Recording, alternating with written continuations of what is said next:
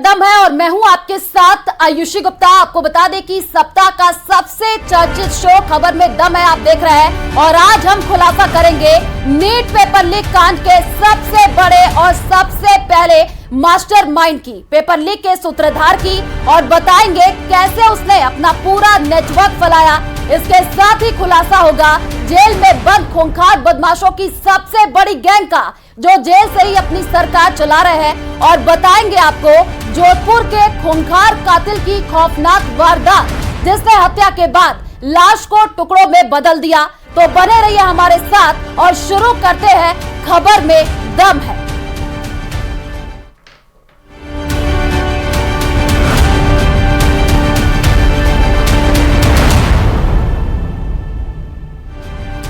और चलिए रुक करते हैं खबरों की ओर। नीट पेपर लीक कांड के सबसे बड़े और सबसे पहले मास्टरमाइंड का हम खुलासा करने जा रहे हैं। पेपर लीक कांड के सूत्रधार का वो प्रोफेसर जिसने लाखों छात्रों के भविष्य के साथ खिलवाड़ किया और कैसे उसने एक के बाद एक अपना पूरा नेटवर्क फैलाया।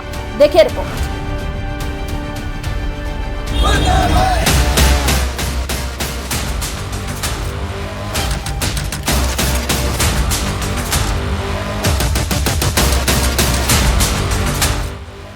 नीट पेपर लीक की धांधली का सूत्रधार एक प्रोफेसर है। उसका पता झारखंड का हजारीबाग है, जिसने मशहूर वेब सीरीज मनी हिस्ट के प्रोफेसर की तर्ज पर पेपर लीक का कुचक्र रचा है। पुलिस जांच में अब तक जितने पर्दाफाश हुए हैं, उससे सिग्नल मिले हैं कि पेपर लीक की पहली और सबसे अहम कड़ी यही प्रोफेसर है। बाकी सब के सब प्रोफेसर के शातिर स्टूडेंट, जिसमें बिहार एपिसोड का सरगना है संजीव मुखिया।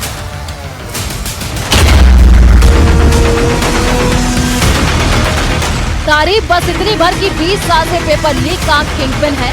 नीट पेपर धांधली का सबसे कुख्यात नाम है संजीव मुखिया, जिसके खुराफाती दिमाग से लाखों छात्रों के भविष्य से खिलवाड़ करने वाली तरकीब निकली। लेकिन नीट पेपर धांधली का सारा कुचक्र सिर्फ संजीव मुखिया के अकेले बूते भर की बात नहीं।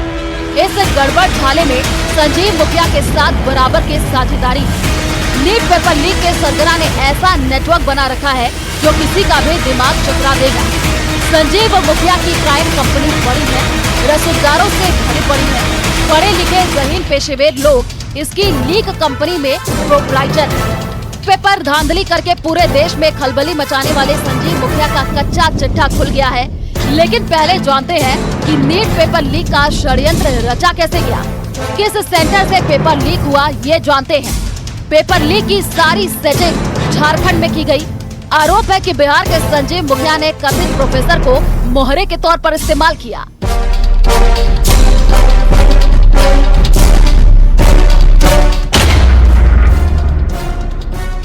देखिए, सबसे पहले झारखंड के हजारीबाग के एक सेंटर से पेपर लीक हुआ और ये पेपर पहुंचा एक कथित प्रोफेसर के पास।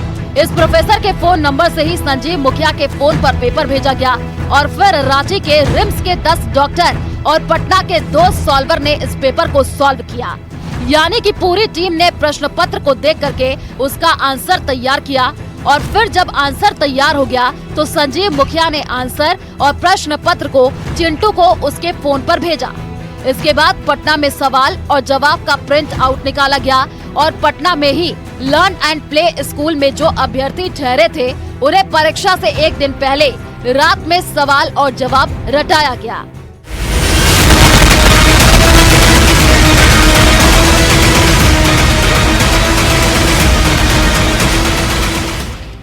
नीट पेपर लीक होकर बिहार में ऐसे पहुंचा, लेकिन देश के बाकी सेंटर पर इन्हें कैसे लीक किया गया, किसने करवाया, अब इसे देखिए।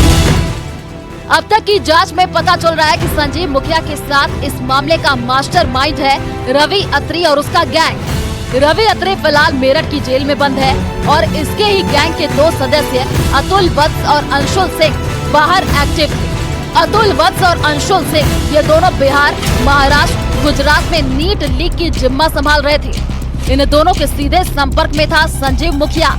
ये मुखिया भी बड़ा किरदार है। इसके पास जो क्वेश्चन पेपर आया उसे इसने सॉल्व कराया सॉल्वर गैंग से। ये सॉल्वर गैंग पटना और रांची में था। रांची में 10 डॉक्टर और पटना में 2 सॉल्वर। इन सब से संजीव मुखिया ने पेपर सॉल्व करवाया। इसके साथ ही संजीव मुखिया के नेटवर्क में जुड़े थे सिकंदर यादविंदु। ये सिकंदर जो है मुखिया का शागिर्द और इस बार अभ्यर्थी को लाने का जिम्मा था। इसके अलावा मुखिया के नेटवर्क में अमित आनंद और नीतीश कुमार भी जुड़े थे। इन दोनों पर पैसों की डीलिंग का जिम्मा था। इस नेटवर्क में चिंटू और सिंटू भी अहम किरदार है। इन दोनों के बीच ही सॉल्व किया गया पेपर संजीव मुखिया ने भेजा था और इन दोनों ने क्वेश्चन पेपर और आंसर पेपर का प्रिंट लेकर अभ्यर्थियों तक पहुंचाया और फिर अभ्यर्थियों से आंसर पेपर रात भर रचाया गया।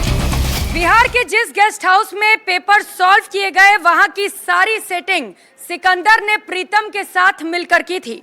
जी हाँ, वही प्रीतम जो तेजस्वी यादव का पर्सनल सेक्रेटरी है। अब ईओयू ने उनके पटना के आवास पर नोटिस जारी कर दिया है।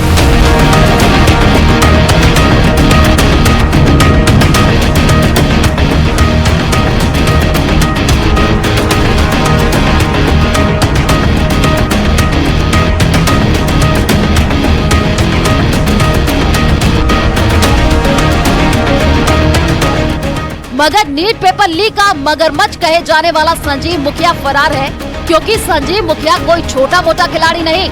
20 साल से पेपर लीक का तजुर्बेकार है। पुलिस संजीव मुखिया के लिए जगह जगह छापेमारी कर रही है। संजीव मुखिया के कारनामे पहली बार बिहार में कुख्यात नहीं हुए हैं। सॉल्वर गैंग का सरगना संजीव मुखिया और उसका बेटा शिव दोनों पेपर धांधली के उस्ताद हैं। संजीव मुखिया उर्फ लूचन बिहार के नालंदा जिले के नगरनौसा प्रखंड के भुताखार गांव का रहने वाला है। संजीव मुखिया पहले चतुर्थ श्रेणी कर्मचारी था। बाद में उसने राजनीति में कदम रखा और अपने पंचायत का मुखिया बन गया। संजीव मुखिया पर पहले भी कई परीक्षाओं के पेपर लीक कराने के आरोप लग चुके हैं। उसके बेटे शिव कुमार को बीपीएससी पेपर लीक मामले में गिरफ्तार किया गया। फिलहाल पेपर लीक के सभी मामले में तूफानी एक्शन जारी है और छात्रों के साथ, उनके भविष्य के साथ खिलवाड़ करने वाले आरोपियों को बख्शा नहीं जाएगा। Bureau report, news 18 Rajasthan. और अजमेर की जेल में बंद बदमाश अपने गुर्गों के मार्फत जमीनों पर कब्जे का खेल रहे हैं खेल। और यही नहीं, कारोबारियों को धमकियां देकर के जेल के अंदर से ही मोटी रकम भी वसूली जा रही है। और ये सब इतने शातिर तरीके से किया जा रहा है कि पुलिस भी हैरान है। देखिए रिपोर्ट।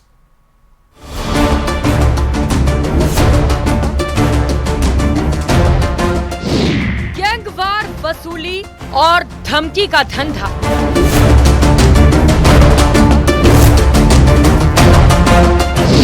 सुपारी किलिंग और जमीनों पर कब्जा।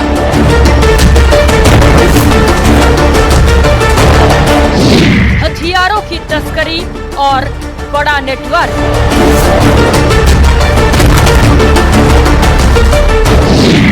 गैंगस्टर्स की जेल सरकार।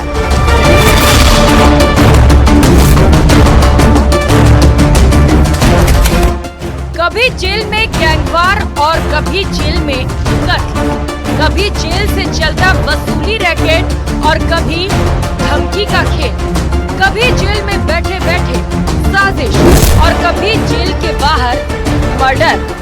राजस्थान, दिल्ली, पंजाब और हरियाणा की जेलों में बंद गैंगस्टर जेल से ही अपनी सरकार चला रहे हैं। जेल में सुख सुविधा और मोबाइल के लिए गैंगस्टर की ओर से रुपयों का एक बड़ा हिस्सा अजमेर जेल में पहुंचाया जाता था। जेल में सीसीटीवी कैमरा रिपेयर करने वाला अपनी ड्रिल मशीन में मोबाइल छिपाकर गैंगस्टर तक पहुंचाया करता था। 3 मई को जयपुर के चित्रकूट थाना पुलिस ने 12 ऐसे बदमाशों को गिरफ्तार किया था जो अजमेर जेल। पथराव के बाद दुकानों और वाहनों को आग लगा दी गई। पुलिस को हालात पर काबू पाने के लिए आंसू गैस के गोले छोड़ने पड़े, जिसके बाद धारा 144 तक लगानी पड़ी। मगर सवाल ये कि सूर्य नगरी में नफरत का जहर किसने फैलाया? क्यों नारेबाजी और बवाल के लिए उकसाने वाले लोगों को ढील दी गई? क्यों भीड़ के उग्र होने का इंतजार किया गया, जिससे सूर्य नगरी की शांति फिजा में अशांति फैल गई? देखिए रिपोर्ट।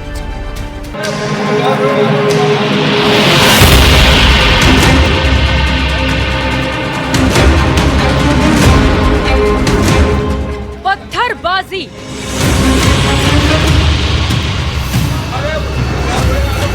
आगजनी,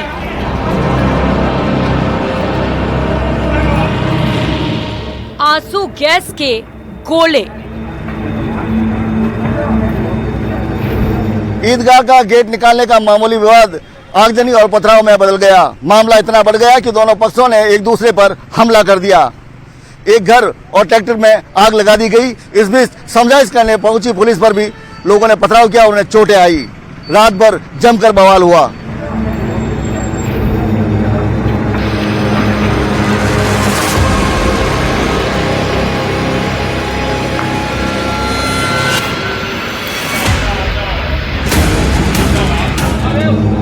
ये तस्वीरें जोधपुर के सूरसागर थाना क्षेत्र की हैं, जहां शुक्रवार की रात दो पक्षों के बीच जमकर बवाल हुआ। तनाव इतना बढ़ गया कि दोनों ओर से पथराव शुरू हो गया। अराजक तत्वों ने दुकानों और वाहनों में आग लगा दी। घरों पर भी जमकर पत्थर चलाए गए। पत्थरबाजी के दौरान कुछ पुलिस वाले घायल भी हुए। हालत को बिगड़ता देख पुलिस ने मोर्चा संभाला और आंसू गैस छोड़कर उपद्रवियों को तितर-बितर किया।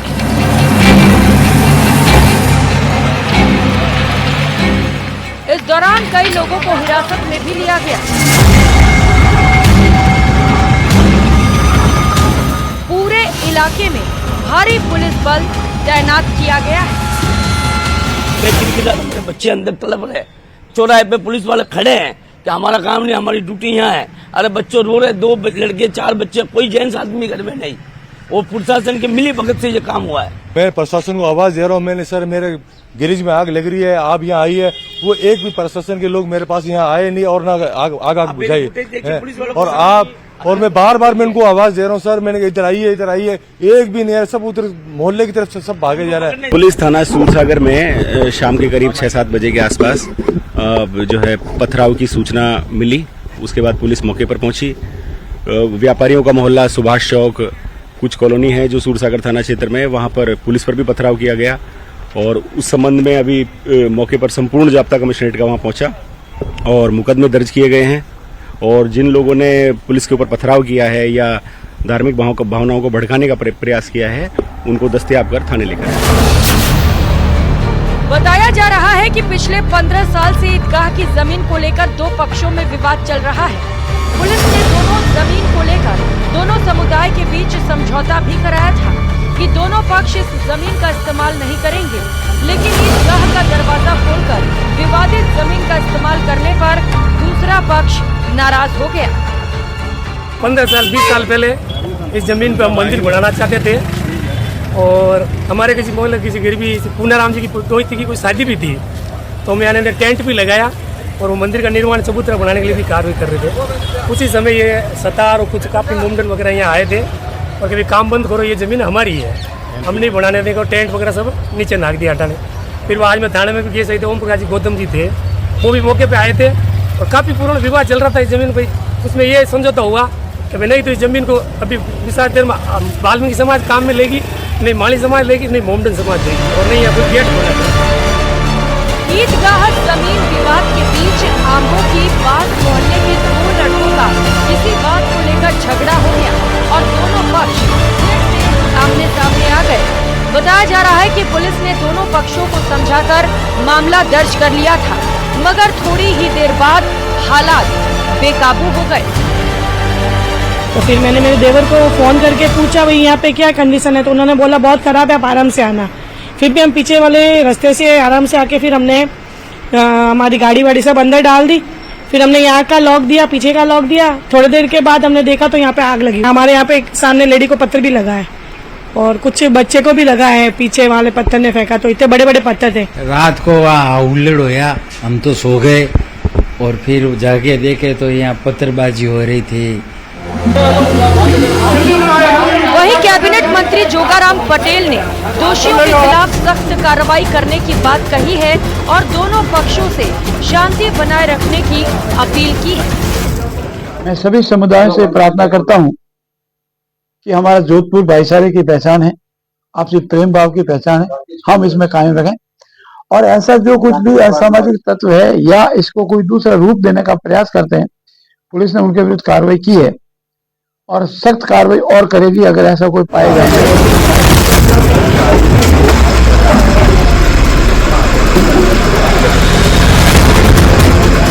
फिलहाल क्षेत्र में तनावपूर्ण हालात है, लेकिन सबसे बड़ा सवाल यह है कि जब पुलिस को पहले से पता था तो क्यों लापरवाही से काम लिया गया, क्यों नारेबाजी और बवाल के लिए उकसाने वाले लोगों को ढील दी गई, क्यों भीड़ के उग्र होने का इंतजार किया गया, जिससे सूर्य नगरी की शांत फिजा में अशांति फैल गई।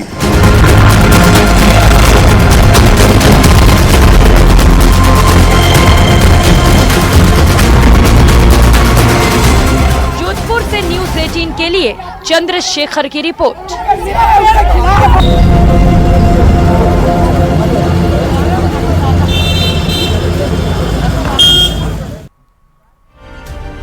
और चले फिलहाल इस बुलेटिन में इतना ही। बाकी खबरों के लिए आप देखते रहिए न्यूज़ 18 राजस्थान। नमस्कार।